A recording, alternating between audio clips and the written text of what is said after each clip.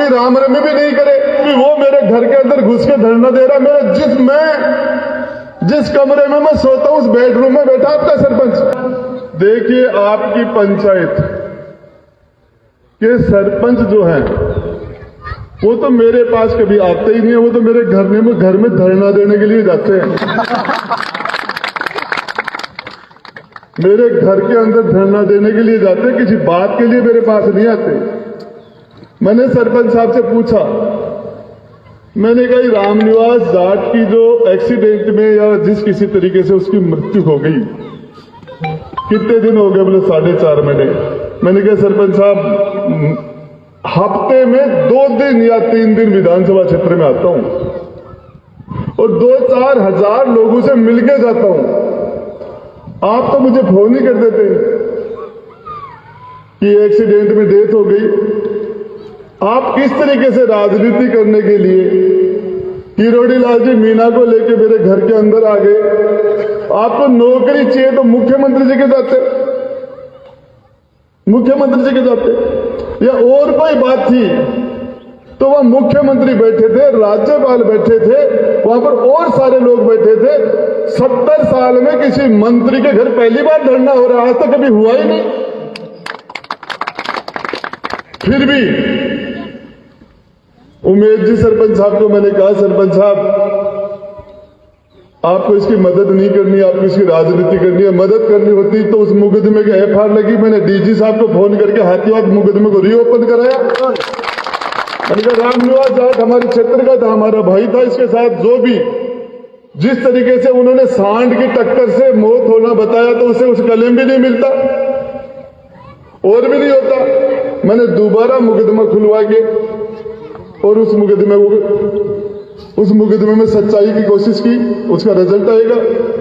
फिर वो कह रहे थे कि ठेकेदार हमसे बात ही नहीं करता। मैं झुंझुनू एसपी साहब को बोल के और मैंने ठेकेदार से 2 लाख रुपए की व्यवस्था कराई। मैंने मुख्यमंत्री जी के सेक्रेटरी कुलदीप रांका से बात करके, आरती डोगरा से बात करके सीएम साहब से 5 लाख रुपए देने की बात कही। अब यदि वो यह चाहते हैं कि मैं इससे किसी भी, आज तक आप पढ़े लिखे लोग हो, बुद्धिजीवी आदमी हो, किसी मंत्री के घर के अंदर कभी इस तरीके से धरना दिया जा सकता है? जो आदमी कभी राम रमी भी नहीं करे,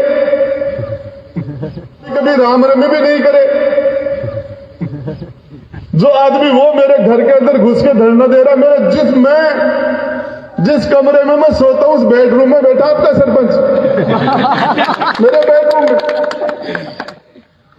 और कभी हमारी चाय नहीं पीते थे, अब आज हमारा पूरा, मैंने कहा भाई मेरे तो 100-200 लोगों की व्यवस्था मैं सदा ही करता हूं और आप भी सरपंच साहब आए, लेकिन आप राजनीति मत करो यार। आप इस रामनिवास जाट और मनीष, इस महिला की मदद करने की कोशिश करो, राजनीति मत करो। इतने बुजुर्ग आदमी किरोड़ी लाल जी राज्यसभा के सांसद है, वो उस घर के अंदर 15-16 साल रहे हैं उस घर में। अब मैं उनको बोल सकता हूं कि आप यहां से जाओ? हम ये हमारे संस्कार है क्या कि कोई हमारे घर के अंदर आके बैठ जाए तो हम उसको कहेंगे आप बाहर जाइए? कह सकते हम? अपन कह सकते हैं क्या? उस महिला को यदि आज हकीकत बता रहा हूं, पुलिस उनको रात को हटा रही थी, कमिश्नर साहब का फोन आया, बोले हम इनको हटाएंगे, हम ऐसे किसी के मंत्री घर में दूसरों को इस तरीके से धरना नहीं देने दे सकते, सरकार है ऐसे थोड़े से। मैंने कहा सुनिए कमिश्नर साहब, ये जाट समाज की महिला है, भगवान इसमें दुख पड़ गया, गरीब है, किसी ने भी इसको बहका दिया होगा, ये सरपंच साहब बदमाश आदमी है और इन्होंने इसको मिसगाइड कर दिया और आप इस तरीके से आप पुलिस अपना काम करेगी, नाम मेरे क्षेत्र में मेरा निकलेगा, काम कराने गए वो। मतलब यहां से यदि महिला पुलिस या पुलिस आके इनको हटा देगी तो मेरी बदनामी हो जाएगी।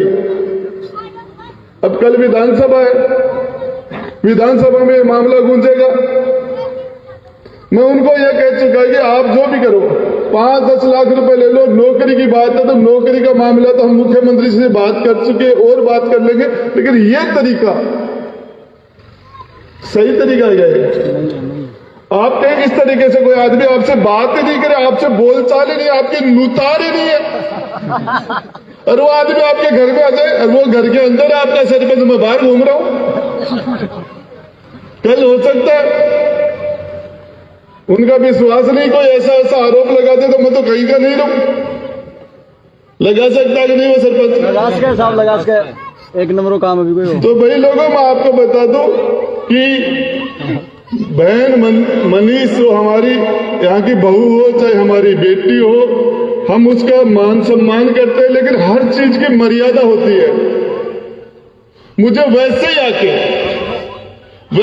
कहते मंत्री जी आप हमारी मदद करो, फोन करते मुझे बोलते, उसके बाद में मैं नहीं उनकी सुनता, तो उसके बाद इस तरीके से काम करते तो ठीक है। अब किरोड़ी लाल जी को पता नहीं कहां से ले आए, और वहां एक राजनीति और कर रहे हैं, सारे लोगों को इकट्ठा करके राजनीति क्या कर रहे हैं। मुख्यमंत्री जी की तो मुर्दाबाद लगा रहे हैं, मेरी जिंदाबाद लगा रहे हैं, मेरा वहां से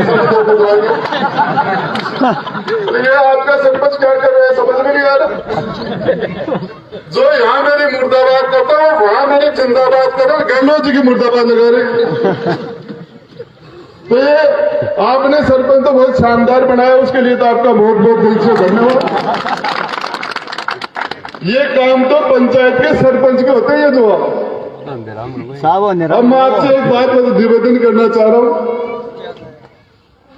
कि ये जो मुझे काम बताए हैं, आज आपने मुझे लेटर दे दिया, लेकिन 1, 2, 4, 5 लोग युवा हो, चाहे कोई नौजवान हो, बुजुर्ग हो, इसकी मेरे पीछे से मॉनिटरिंग करे, इसके लिए कि मंत्री जी हमारे हॉस्पिटल पर